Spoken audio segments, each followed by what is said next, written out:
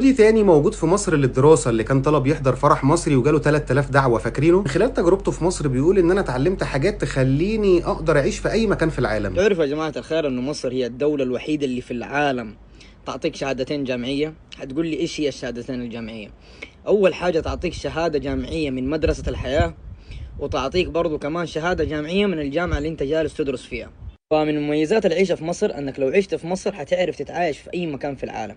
لو سفروك تنزانيا حتعرف تتعايش تحت اي ظرف. كمان بينصح السعوديين ان اثناء استثمارك في اولادك لازم تبعتهم ياخدوا كورس كده 6 شهور يعيشوا في مصر علشان يعرفوا يتعايشوا في اي حتة في العالم. الناس تسفر عيالها ياخذوا كورس مثلا انجليزي 6 شهور سنة في اي دولة اجنبية.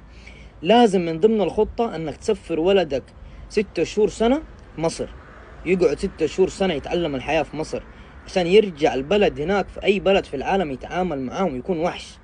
فللأمانة والله فكرة رهيبة. انتوا شو رايكم؟